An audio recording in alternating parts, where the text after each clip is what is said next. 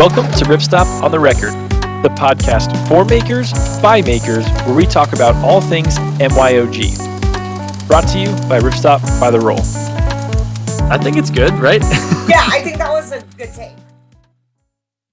Hey everyone, welcome to Ripstop on the Record. I'm Jameson. And I'm Avery. In this episode, we'll be talking with senior soft goods developer Daniel McKewn from Priority Designs.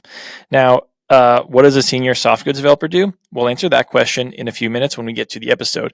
But I'm going to intro a little bit to what Daniel does. So Priority Designs is a company that helps larger companies and different styles companies figure out how to develop their products in a more efficient and effective way. They've worked with companies like Rawlings, TaylorMade, STX, as well as various tactical companies and a lot of other things. And we're just talking about the sewing side. They do a ton of other things. Daniel ran his own company for many, many years, a successful bag company that he talks about in the episode, and now wants to tell us and tell you how you can make your MYOG into a business. So we'll talk all about that and more here in a few minutes. And something really exciting that has happened here at RBTR is we've released 2 new DIY kits. So the first one we have is the packable poncho kit, which should be called the packable poncho / emergency tarp kit. It is a poncho that you can, make an emergency tarp, use it as a ground sheet. It's really cool. It's made out of 1.1 sil poly, and we have it in some great colors like black, orange, olive, gray, robin egg blue, and green tea. And then the other kit we have just released is the lay flat travel bag, and that's made out of a 1/6 sil poly. This is kind of it is what it is. It's a bag that lays super flat and you can fit a ton of stuff in. I got 21 rolled Ripstop shirts in it. It's great for muddy shoes, gym shoes, dirty clothes when you're traveling. Or just whatever you need it for. So go check out our new DIY kits. That is the do-it-all bag right there. Check those out. And lastly, we're really excited for the new year in 2024. The products team has a lot of fun things up their sleeve, a lot of new products that we plan on bringing on, and also look forward to the maker sponsorship in 2024. If you're not familiar what that is, we'll drop a link in the show notes. Check out our social media because we will be opening up the applications for that in early January. But until then, make sure you like, comment, rate, subscribe. And also, if you'd like to follow along visually, check out our YouTube where you can see all of our podcasts visually and our new DIY kit tutorial videos that Jameson painstakingly made. So go check those out. Let's get him some views and enjoy the episode.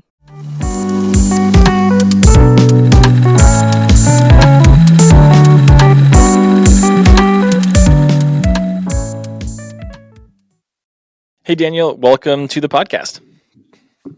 How's it going? Happy to be here. It's going great. So I'm really excited because we've never talked to somebody that does what you do. And although we will have introed you in the intro, I'm just going to help fill in the gap more. As a soft goods designer, what do you do? I'm still trying to figure that out. No, so pretty much anything sewn, we design. So the place that I work, Priority Designs, is a industrial design consultancy, but we have a whole team. It's a 7-person team of dedicated soft goods designers, and we work across a bunch of different industries. So, sporting goods, industrial, outdoor, consumer goods, pretty much anything sewn comes through our department in some fashion. So my job looks a lot. One of the things I like about it is it's completely different every single day. So some days I'm project managing. Other days I'm, in the back, I'm sewing, I'm making prototypes, I'm doing, 2D renderings and sketches, I'm doing sourcing. So just a pretty wide variety of things. And that doesn't even, sewing is a good portion of it, but there's also a whole other side of it that's, laminate adhesives and sew-free technologies and stuff like that. So a little bit of everything. And I think that's probably one of the tricky things about, I guess, the title of the soft goods designer is it's hard to exactly pin exactly what that is because it kind of varies from company to company. Interesting. I didn't think of the layers that all of soft goods can kind of entail, and I know that we'll dig a little bit more into that in a second. But how did you end up as a soft goods designer? What happened in your previous life that brought you here? Give us kind of a rundown of how you ended up where you are today. Yeah, I think a lot of soft goods designers I've talked to, they kind of fall into it sideways. There's pretty limited traditional paths to soft goods design. Myself, I went to school for fine arts. I didn't think that I would be sewing for a living. That was not a plan that I had. I didn't do it when I was a kid. I'm jealous of people that did because they learned a lot of stuff before I did. But I went to school for ceramics, and when I was in school, I didn't have a car. So I was riding my bike back and forth, and I had just a cheap bag from like an army surplus store or something. And every time it rained, like everything would get ruined. So I was like, I bet I could make a better bag than what I have right now. And with, youthful arrogance, so I was like, how hard can that be? So I got my grandmother's sewing machine and I made a bag, and it was so bad. Like it's hard to put into words really like how bad it was. But it kind of lit this spark in my head of, man, I could probably do the next one a little bit better, right? And so, the next one was 50% better, and then the one after that was, even that much better. And it started to really roll. And then someone saw that one. They were like, "Hey, can you make me one?" It's like, sure thing. And so a company kind of grew out of that. Seagull Bags was the name. It was mostly around cycling and outdoor gear. Everything was waterproof, lifetime warranty type stuff. And that grew into, we had 15 people at one point. We had our own production facility. We had a full team. Yeah. And we did that for about 15 years. And that experience, it opened the door into doing some consulting. So the thing that's really hard about soft goods and sewn products in general is right at the point where you're about to go into manufacturing is the point where a lot of these projects die and stall out. It's not as easy as sending a CAD file to a 3D printer and just something pops out. There's a lot that goes on in between those phases. So I started doing some consulting work, helping people design and get things manufactured the right way. And that's how I ended up here at Priority Designs. I was pinch hitting on a couple projects, and I just kind of didn't leave the building. So kind of snuck my way in here. So your sewing experience started with the bag, but I would imagine a lot of what you do is also like fabric application and like it's a lot of fabric knowledge. How did you start? Did you learn a lot of that stuff from doing the bag company, or how did you bridge that gap to then understanding like why you'd want a laminate or a woven and nylon and all those things? Yeah, that's a great question. Most of probably the first 10 years of being in the industry was just trial and error and experience, just kind of like seeing who I could get to talk to me and give me information. It wasn't until, started going to more trade shows and working on some larger projects where you can work with mills more directly that, you kind of get a little peek into the black box, a little bit of material. And then also, working at a place where you have people with a lot of different specialties. So mostly, almost all of my background was wovens, really heavyweight materials. And, right, I sit across from a woman who comes from the fashion industry. And so, getting that information about knits and, all the narrow goods that come with that, that's how a lot of that has come. And then, honestly too, the podcast that y'all just did about, how you make material, that's great. If I'm going to plug it, because if you're curious about how to get fabrics made and how that process happens, listen to it because it's very good. First of all, thank you. It's nice that we don't have to plug it. That's cool. Yeah, that makes a lot of sense. So we wanted to ask a little bit about your background, I'm sure the last couple of questions, but the kind of the main thrust of what we're kind of interested in talking to you about is this idea of helping people take something that they have, maybe a product that they have in mind that they really like or something that's really good, and turning that into like more than just an MYOG project, but into maybe a company or into a scalable product or a reproducible product. I don't know, you know what I mean? How you take your MYOG to a business, more or less, something like that. So what is the first hurdle that people need to make that? What's the first jump that you make to turn that into their own brand, I guess? Yeah, I think the thing that, because we run into this too with product development and working with entrepreneurs that are doing this, and I ran into this myself. Um, perfect can be the enemy of good, right? So you're going to want to, stay in your basement and just like constantly and get everything perfect before you release it. And I think that there is some wisdom to that, but I think just putting stuff, like, it's easier now to just put stuff out in the world than ever before. Um, when I started my brand, it was mail order. Like, you literally had to mail me a check, which like instantly dates me. I understand that. It's fine. But, you know, it's so much easier now to, make a social media, account and start to put your stuff out there and start connecting with people that are into the type of gear that you're making. So if, you know, if you're sitting there and you're like, man, I made some stuff for myself. I like this. Some other people have seen it and they like it. Um, I'd say the first step is you're never going to get it perfect, especially if you're making it yourself.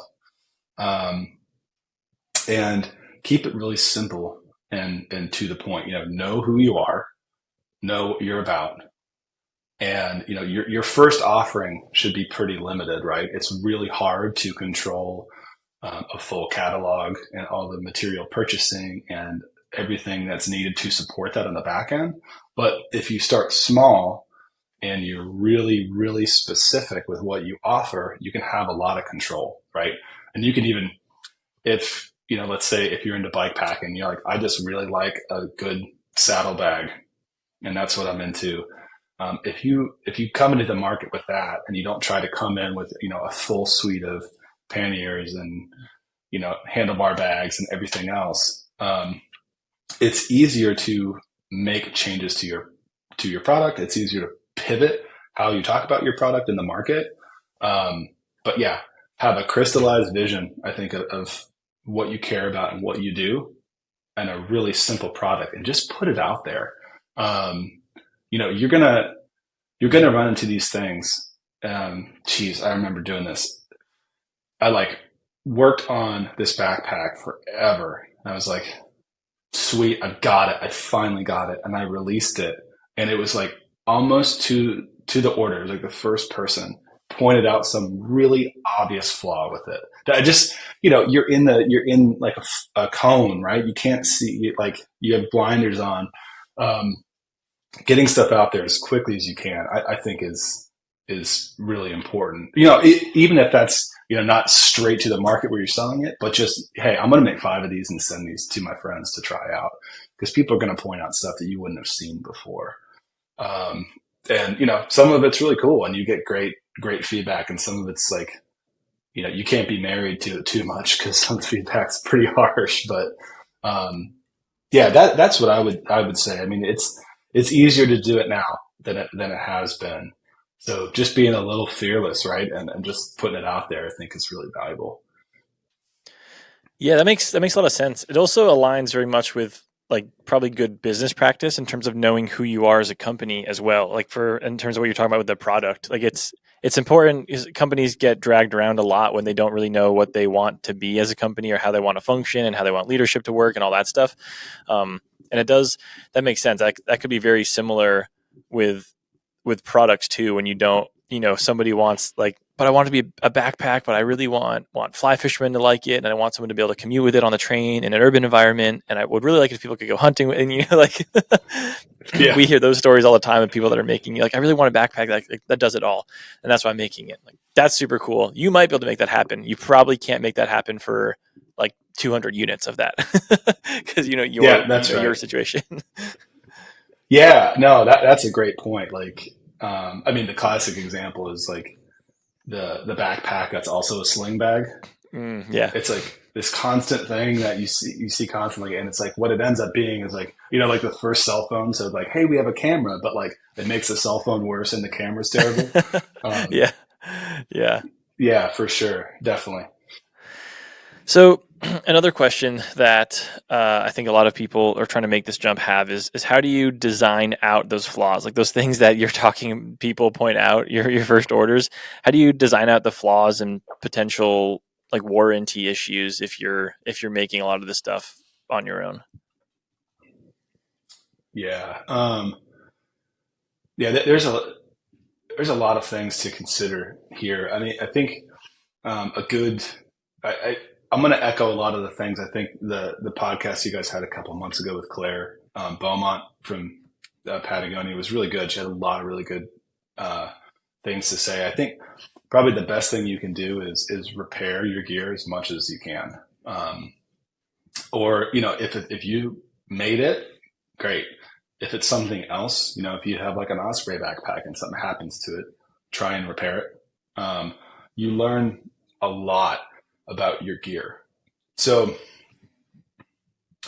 the company that I had, it was a lifetime warranty, right? So as long as the company was around, you send it back, we'll fix it and, send it on its way. If it was beyond repair, we'd make you a new one. And it is unbelievable, right? Like we learned one set of things in the first 5 years, and then, years 5 to 7, it was a completely different set of warranty issues, right? Now you're in the place where it's less about the manufacturing and more about you're pushing the constraints of the material itself, right? And then in years, 10 to 15, you're in this spot where you're like, I think I can repair this thing one more time, but every time you repair it, you kind of damage it a little bit in the process, right? So I think designing out some of those potential warranty issues, or, another way of putting that would be designing out the flaws that will make your product not usable, right? Like, if you make something for yourself and you take it on like a bikepacking trip and you're really far away from your house and something fails, that's a problem. So I think a lot of designing out these flaws is the fact that, soft goods design and manufacturing, it's all about context, right? So I'll give you an example. So a lot of times we think, okay, this seam right here, this has this piece of, this handle coming out of it. Let's use that as an example. And this is going to be where a lot of the weight is put. So I'm going to just sew over that a bunch, right? You're going to run into a problem because you're going to pulverize the material, right? So like the context is really important.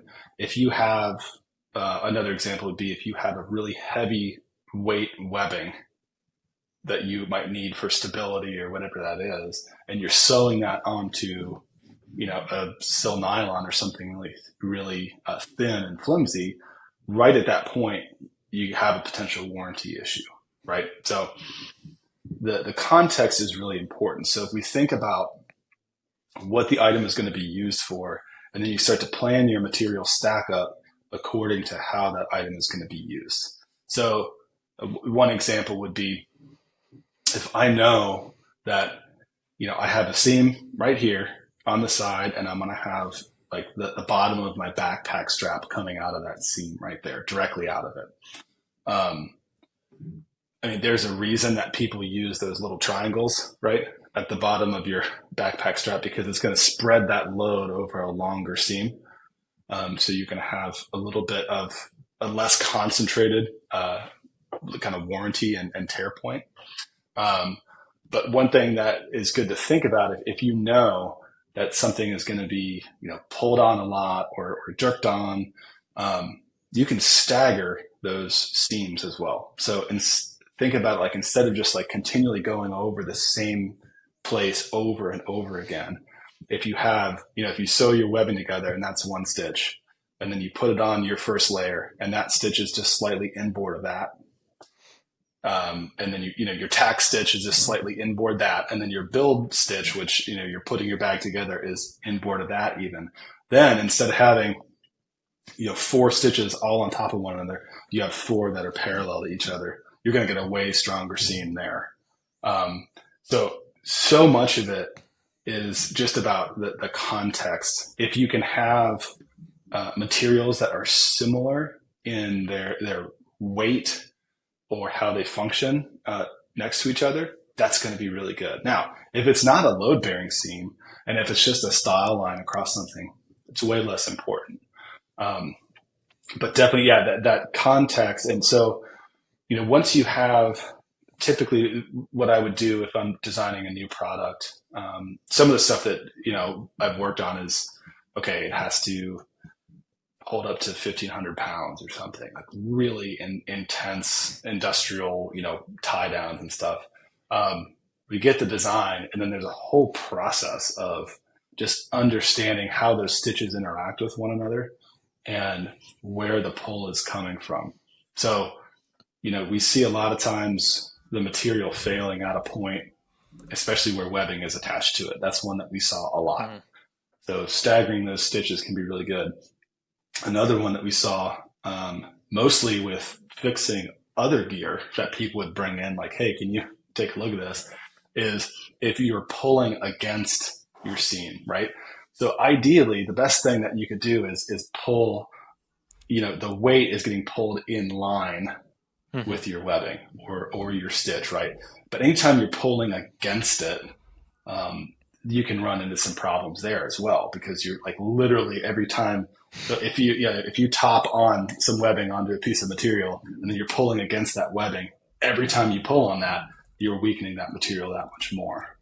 So, there's the context is important, and sometimes you have to chase a problem around. So there was a project that we worked on, and they had, it was a specific constraint. It had to hold 400 pounds. And we got the stitch right. We got the webbing right. Cool. We did the stitch. It didn't hold. Okay, shoot. We need to look at the stitch a little closer.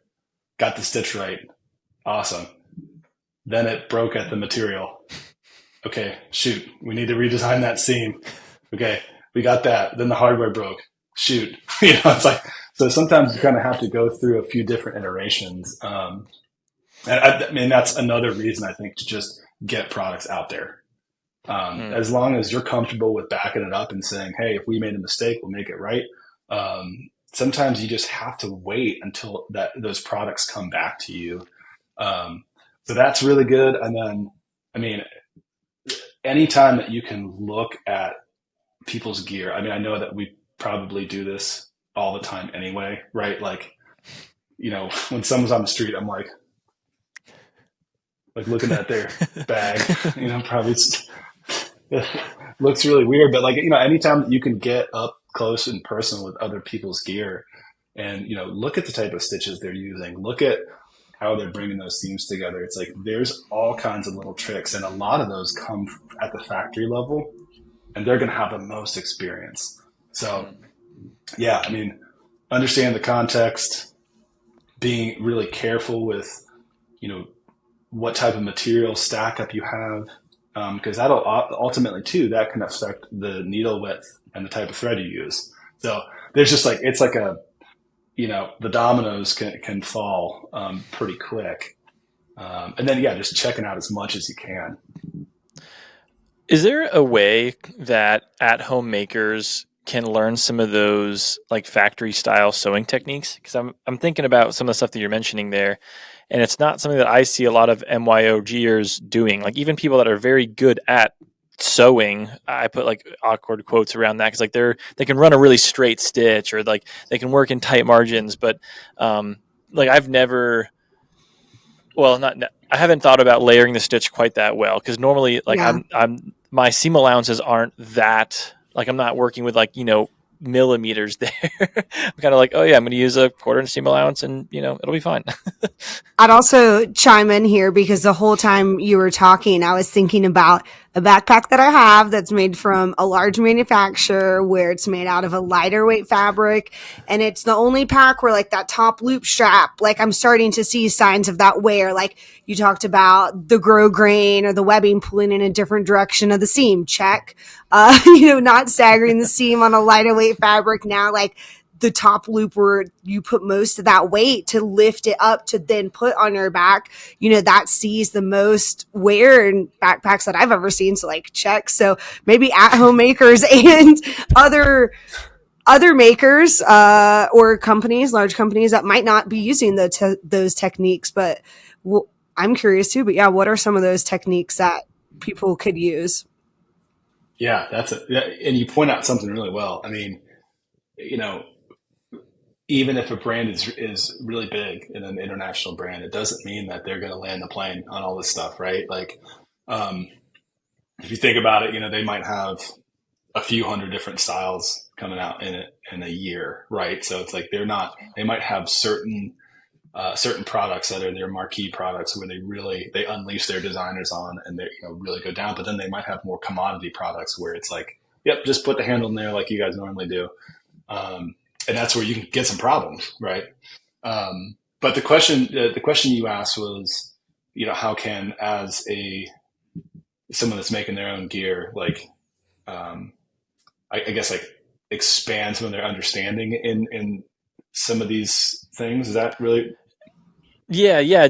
Because I guess a lot of us, looking into that question more, a lot of us learn to sew on our own or just kind of like from like traditional learning methods. Is like, oh, you see somebody else do that and you're like, oh, I'll try that now too. It's like very or we had like basic like home ec teaching maybe, but our sewing is very raw, so it's kind of like I can run a stitch, so I start to put stuff together and it's more the curiosity. I guess I'm wondering if there are ways or what ways you'd recommend. I'm sure there are that you can have more refined sewing techniques, especially for people looking to create a company. They might want to have more specific, like more than I just do a straight stitch down there and go back and forth a few times and call it a day, Yeah, I mean that's a great there's definitely some some production equipment that makes it easier, right? Like a walk and flip machine and things, obviously programmable stuff, but not a lot of people have that, right? So I'd say it starts first with your prepped materials. If you don't prep your materials right, you're chasing the problem around the entire project, right? So as much as you can, develop your cutting skills and your prep skills. That we often talk about that. If I haven't prototyped in a while, or if one of us hasn't, the first thing to go is your cutting skills. It's really weird. I don't know why that is, but you're trying to cut something out and you're just like all over the place. But having really good prepped materials, and then this is something that is a direct through line from manufacturing. If you have good prep materials and you lay things out really cleanly in the order that you're going to do them. So what I like to do is by zone. Okay, so I'll have, here's all the stuff on the front panel that I need. It's all cut and ready to go. And it's like stacked up, or it's in the order that I'm going to make it. And then here's my gusset piece. Here's all the pieces for that. Here's my back panel. What that allows you to do is it's almost like, the sum, like the parts are greater than the sum, right? Like if you go and look, so some of the difference that we see in American manufacturing, which is especially, sewn goods, is behind a lot of countries in Asia. We have so on a typical factory floor in America, there's fewer people that are doing more complicated steps, right? So they're trying to do a lot of different things. Maybe they're making an entire front panel with all the pockets and all this stuff. In Asia, you have a different calculus where they have way more people doing simpler steps. Now you can do that because the labor is staggered in such a way, right? And we don't have to go down that rabbit hole, but they're able to have one person doing one stitch.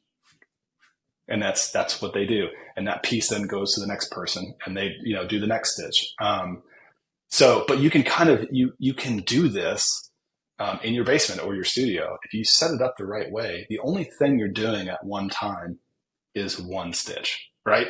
You're just doing one straight stitch and you're kind of slowly piecing those things together. So you're not looking at a project like, okay, I've got probably, 30 different pieces here. Where do I even start? How do I, so one thing that we can think about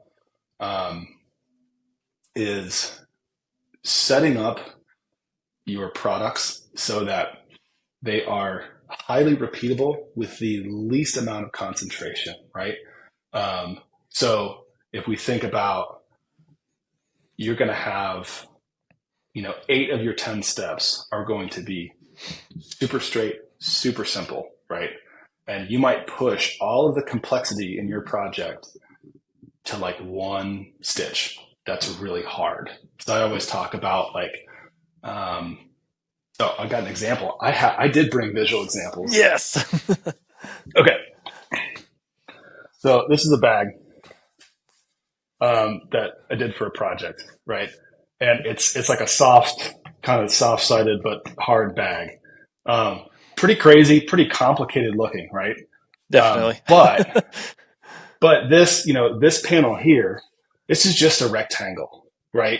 With bar tacks on it. That's simple. You can repeat those over all day. You don't have to think about it. Same thing with the side panel. Yes, it looks complicated. Like there's this integrated handle, on the side, and there's more like Molly and stuff. That's really simple. That you can do that once you break those steps down. The back panel, the same thing. It's really simple yoke system. The straps are kind of complicated, but Avery's laughing at me. She's like, sure, okay. But it's like if you really look at each one, you're like, oh, that's just a straight stitch right there. That's not hard, or like, oh, that's just flipped and turned. Like that's not a difficult process. But I'll tell you, the last step of sewing this top seam together, that was a beast, right? But it was kind of planned that way, right? So we planned it so that it's basically all flat panels. It gets zipped together, and then you have just one horrible seam that you have to worry about, instead of having to do that across the entire bag. So it's hard because you want to jump into doing the cool stuff and like making the bag cool right away, but it's all about the building blocks. Slowly just building the product, and then there's like one seam, and then you flip it right side out, and it's done. And it's kind of magical in a way. Like you can't believe that you made that, which is cool. Does that help? I mean, definitely. that definitely helps me too. It's just made me laugh hearing you describe it, because I feel so similarly like trying to describe projects to people. And my roommate knits. I was like, what is it? Crocheting or knitting? She knits. And I'm like, man, that just looks so hard. Like you're out there 5 hours a night in front of the TV, and then it took you 3 weeks to make a whole sweater. Like, I mean, that's impressive to me. And she's like, well, you sewing a backpack, that looks hard. And I'm like, well, she's like, knitting is just a square. And I'm like, well, sewing a backpack is just a square. Like I can fight you on that one. But I really, hearing you describe that makes me think of my experience, and I'm sure other people's experience of using patterns. Like maybe you've made the same fanny pack, but use multiple different patterns. And sometimes I'm like, the first fanny pack I ever made was our pattern. And I was like, what's sick. This is like three stitches. You got the bottom corners and the zipper, and we were pretty much done. And I've done other fanny packs, and I was like, wow, this has 17 panels, and I'm halfway through it, and I'm mentally over it now. So I really like thinking that way of maybe trying to do that one major complicated step at the end versus sewing together the front panel, the two sides panels, the bottom panel, the back panel. And then that's like so many more seams you would have to potentially unrip other than that one gnarly seam at the end. But Yeah, that makes me like think about my making process in a different way. Yeah, and that's exactly right. It's the same thing with, I watch people knit and I'm just like, what are you doing? How is this possible? Like, it literally makes no sense to me at all. But yeah, it's a lot of times too. So if you're looking at a product and you're trying to think like, okay, how can I make this in the simplest way possible? And you're thinking about, okay, I know that I'm going to have maybe one seam at the end where I'm bringing it all together and there's padding and there's all this material and there's, it can get really messy.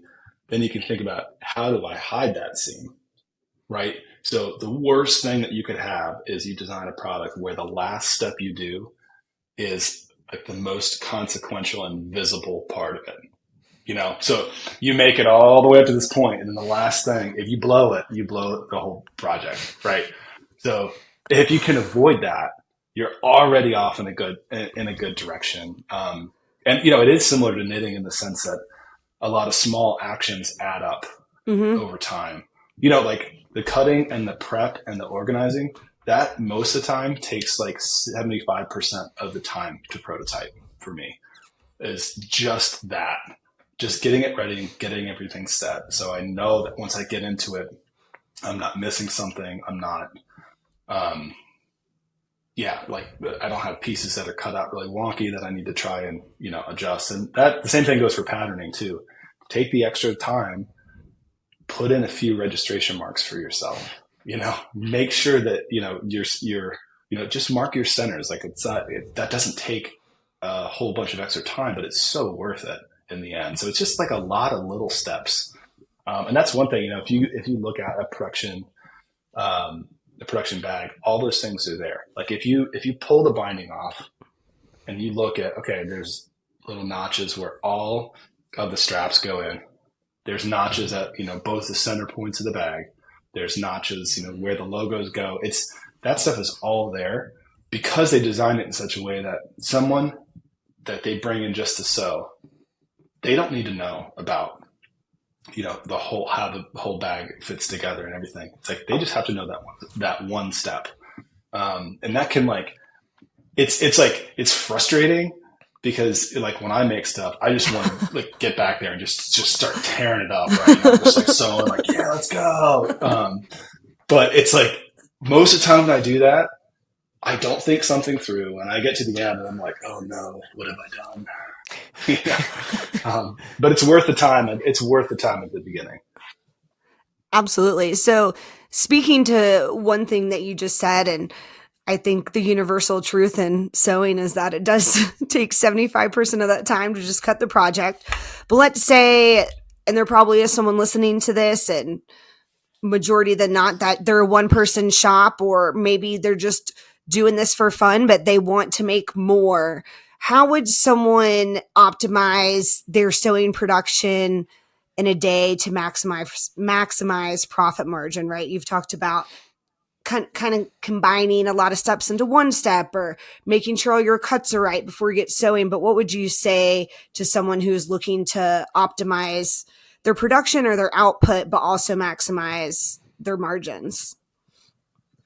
Yeah, I love this question because there were different phases of the companies that I started, and they were just me by myself, me with a couple people, me with a big team, and then me back to myself, right? So I would say the first thing you want to do is kind of turn over every rock to look for efficiencies. So that's in cutting, that's in making, that's also in taking orders, that's in social media posts, that's all of it. So that's the one thing, even though it's easier to put a brand out there now, there's so much more that's expected of you as well. Mm-hmm. So it's like you have to have an Instagram account and a TikTok account and a website and a Facebook and a Shopify website.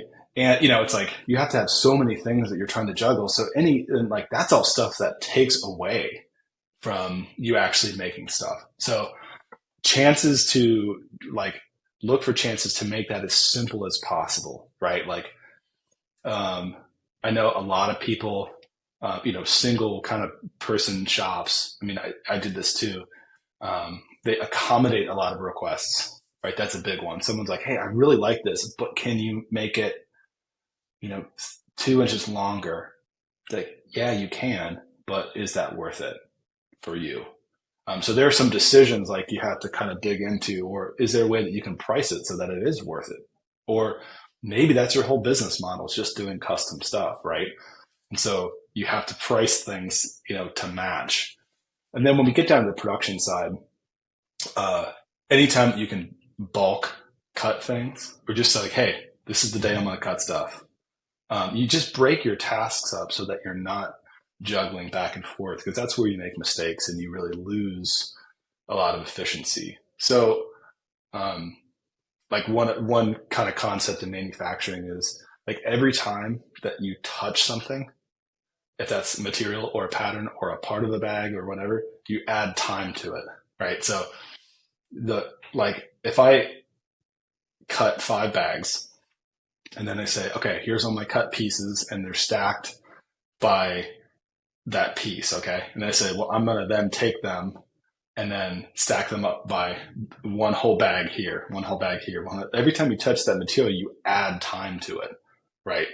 And that stacks up over a project and, over 10 products. So one way to add a ton of efficiency is to just have your system set in place before you start. So I know, actually, before I took a tour of the Kitspo facility before it shut down. Super cool. Like they had, incredible equipment. It was really awesome to see. But they did something that was really kind of ingenious, because they did all like one-off things. Like you ordered a shirt and they went and made it. And they had basically, it was like a baker's rack, right? Like you'd see in a kitchen with trays on it. And on each tray, it was all of the fabric for that with an order on top of it, right? And so somebody just walks over to the thing and they take the tray off. And that's all the stuff that they need for that. And they take that tray to, this is the production line for this piece of this specific garment right here. These are the 5 machines I need in order to make this. So it's like they, obviously they had a huge facility. A lot of us don't. Like I have one machine in my basement, right? So, but you can still take a lot of those principles in there by breaking up your tasks so they're like discrete individual things, and not adding a bunch of time by just like kind of like stacking and restacking and moving, and especially when you get up into that place where you're starting to think about, I want to do this. I want to do this full time. I would love to take my products and sell them full time, even if it's just to support myself. You can't do it without those systems in place. It's just impossible. So yeah, like God, it's so weird. It sounds so weird, but one of my favorite like rabbit holes in YouTube is like that show, how I made this, or how it's made or something.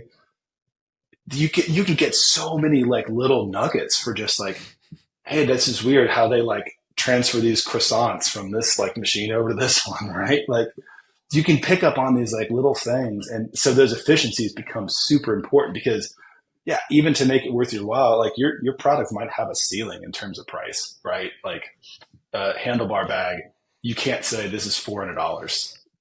Someone might buy it. I don't know, but people won't, so like, getting all this system dialed is really going to help with that. And it's going to make your job a lot easier too, because it's less like of this cognitive load of trying to track a bunch of stuff. Like things are just in neat piles and they're organized. Yeah. We've been talking about this in terms of like someone running their own company, but I'm even thinking about my own, the stuff that I make just personally. And like the employees here can't like sell, like we can't have our own cottage companies, kind of a conflict of interest, but I do a lot of making on my own. And there are definitely ways that I'm thinking about it right now where I could definitely be more efficient with my individual making even. And that sounds awesome too. Like I was in here on Friday. Yeah, I came in on Friday because I just got a new bike rack and I wanted to make like a specific like bag for the rack. Sweet. And didn't take an enormous amount of time, but like probably worked on it for 6 hours. Like it wouldn't have been bad if that took less time. Like Yeah. that would still be a big plus, you know? Yeah. Yeah, totally. It's like, and all the time I'll like think of something and it's like, oh shit, I need this for a trip like tomorrow, Yeah. and like run downstairs and just start like sewing and it's crazy and it's like half baked and crooked. But yeah, I mean, one of the best things is if you can like cut and prep stuff and just let it sit and then come back the next day, like for making your own gear. There is something like, it's a really nice like break to not expect that you just sit down and make something in one session. Yeah, that's like huge. Yeah. So we've talked about your job and what you've done a bunch, and I think that there's a lot of people listening that are probably pretty intrigued by what you do. I mean, everyone that is listening to this podcast is a maker to some extent. And even I was thinking about it, and I like my job. I'm like, man, that job sounds really cool. So I want to talk a little bit about the soft goods designer and what that you know how do you become one, I guess, first of all, for people listening that might be interested in this, that have, let's say they have a lot of making background or even a little, how do you get into that? What do you need? What would you say to someone looking to join that industry? Yeah. That's it. That's an awesome question. I think that it seems like there's three paths into it, right? There's your traditional industrial design background, like you go to school for that, and maybe you have a focus in industrial design. Like there's a woman that works here, and that was her path into it. She went to industrial design school, but was just really into backpacks. So she focused on that in a lot of her projects, and it was pretty clear, right, that she kind of built a lot of knowledge, while being in school. So that's one path. The other one that I've seen a lot is a fashion design. So if you come in through the industrial design door, that's going to be a lot of, you understand how to do 2D sketching and rendering, and maybe you have some 3D CAD abilities that are thrown in there. Whereas a fashion design, it's more what we call a tech designer, right? They know how to pattern really well. They know about, how to make tech packs, how to do factory communication and work with vendors, right? So slightly different paths. And then there's the side door, which I think a lot of people take. And so I've thought about this too, because especially, over the pandemic, there was just crazy shakeup, like in particularly the outdoor industry. I mean, it was like people were moving around like crazy, and places were hiring like crazy. And I remember, I think it was on like an office hours podcast or something, and they were talking with a recruiter from Cotopaxi, and she says, sometimes for some of these open positions, we might get 2,000 applications, which is just mind bending, right? And so it's like, if you're thinking like, well, how do I become that if that's the type of competition, right? And so this side door, this other way, is really interesting. So I wrote a couple places down. So probably within a 5-mile radius of our office here, there's a place that makes custom awnings for like restaurants. Okay. And it's like those things out front, right? And like the breezeways and stuff, they make those there. So that's a lot of sewing. That's CAD. They have a couple industrial designers that work there, but they also have a production facility. There's an automotive upholstery place that does cars and motorhomes. And there's a place that does like custom mascots. Okay. Super weird, like really different. But if you stop and look around, you're like, there are so many sewn products everywhere, and someone had to design it. And it had to come from somewhere. So like, let's say you want to get into like the outdoor industry, or, you want to like work at an ID firm or something. It's really worth it to just take a minute, lift your head up and look around and see what's out there. Because people want to see that, like, how to make stuff, how stuff goes together. So, one of the women that works here, she learned how to sew at a domestic production backpack facility, right? And so just the fact that like she knew how stuff goes together, right? Like that's like the biggest hurdle. If you want to, you break into that, you know, into those type of roles, I think being willing to pursue kind of building a diverse resume is a really good idea.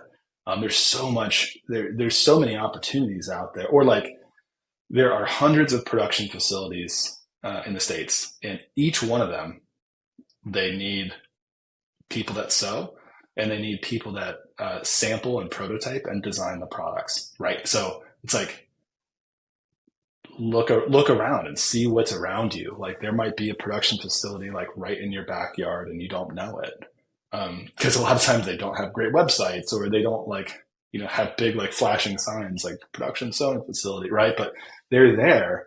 So yeah, being willing to go and kind of get your hands dirty. So that's if you're thinking about it and you're in school and want to go the ID background, that's great. You can build a lot of skills.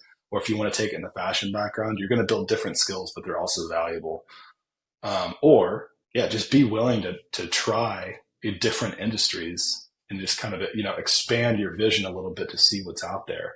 And a lot of people end up, eventually like in the place, or maybe they are like a senior designer like at an outdoor company. But if you go back and look at their resume, it started somewhere else, right? It didn't start like at that level. It usually started kind of in a different way. So that's how like breaking into the industry, that's definitely something I would think about. And then in terms of like getting noticed, right? I mean, having looked over hundreds of resumes over the years, like the being able to show something you made, it's like that to me is the pinnacle, right? Like that is the top. If you say you can have all of this like industry experience and it could be really good, but just showing like, hey, I made this, here's the process, here's the sketch, here are my patterns, here's the finished product. That is so powerful. Like, yeah, just be willing to try to do the entire process like that, document it. And that's what you show. That's huge. Because it's really hard to teach that unless you just done it, So if I had a choice between someone who was fresh out of design school, really perfect renderings, and someone who maybe the renderings aren't as perfect, but they made their product, I would take that person. Like every time. That's really fascinating. Yeah, no, that definitely does. I guess we think it in a lot of ways. I mean, like I said, I'm not a company at all, but it just makes me reconsider how I make my own like MYOG products, which is kind of cool. And I didn't expect to leave with that insight today either. I was going to add in one more thing here to this as well, but also went to art school in Atlanta, and there's also another very well-known art school in Atlanta, and I went to just, regular public college, but our professors were always like, you guys will get picked over any job versus the art academy, because they had, the Mac aquarium and all the nice equipment. And we were like over here working with like tinfoil boxes trying to take pictures. And they were like, you guys, you're so scrappy. But that's true. Like, I mean, I get on TikTok and I see like hacks on how to do things faster without buying a $30 attachment to bind your seams and add grow grain. But that just instantly made me think of that like you don't need the fanciest machine. I mean, a walking foot machine is really nice, but yeah, I mean, you can get scrappy in other ways, and yeah, just not letting these constraints hold you back, I think is super, super valuable. But yeah, totally. And to that, like being willing to be scrappy and like make a bunch of different stuff, right? So like, just showing like, here are the 10 different handlebar bags that I made. It's like, that's great. You clearly like understand how stuff goes together, but like, here's that. And then here's this upholstery job that I tried.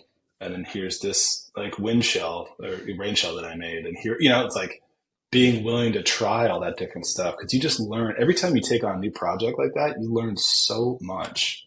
And you normally gain a lot of respect for people that you follow on Instagram. You're like, oh my God, how'd they do that so well? But yeah, that's another way too. Just like be willing to kind of stick your neck out and try new stuff. That's huge. Yeah, I feel like I learned a lot when I sewed my first apparel project, like a lot more than I did on my seventh backpack. And like the Yeah. backpack was a lot more complex. Like it was not a difficult apparel project, but just the fact that it was so new and so different and a serger, and I had to think about like the the drape, and like it was cool, but it was such a weird.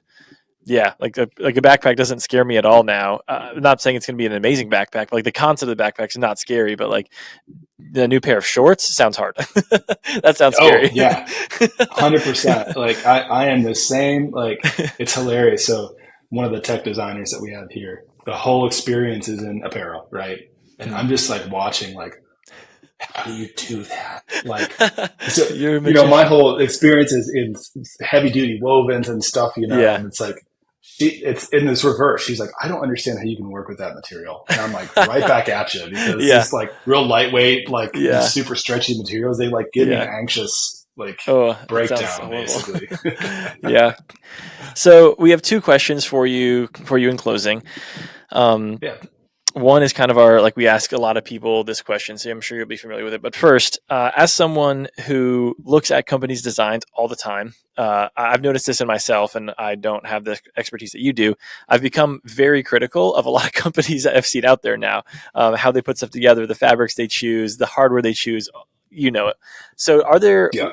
what companies do you like? When you become so ingrained in this, you become really picky. So what are companies that when you look at, you're like, I really like the way these people do this, or how they choose things, or do you have any? Oh man. Boy, I mean, that gets to a root of like, I need to work on being a more hopeful person anyway. But, like, I mean, obviously the top for me is like Osprey. It's just, it's incredible. Their material selection, their patterning is, I mean, especially on their back panels of their larger through hiking bags. It's like, it's mind bending. It's magic. They are to me, like, they're at the very top. In terms of like more apparel and material, I mean, obviously, Arc'teryx has got some just incredible stuff. Like their sense of color and material, I think, is probably some of the best out there. Some of their cuts of their things are a little strange, but in terms of the materials, it's pretty incredible. And then, I mean, something that's kind of a little bit left field, but I guess makes a lot of sense, is there are some incredible smaller Japanese brands.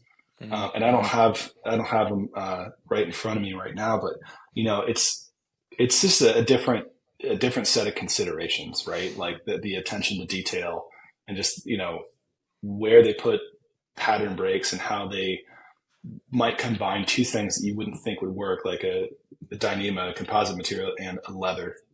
And you're like, that shouldn't work, but somehow it does, and it's confusing, and I need to go for like a walk around the building because I can't understand it, so that gets me hyped up. I mean, like, I like that stuff a lot, but I mean, one thing that's been definitely, I've been thinking a lot more about, and just, being on some projects that have a larger sourcing component, where you're helping a client order, 100,000 yards of some material and designing that material. I mean, sustainability really is like, it's super important, and it's just becoming more important. And so I think the brands that are really taking that a little bit more seriously, whether that's the warranty or the type of material they use, like, I think that is really valuable.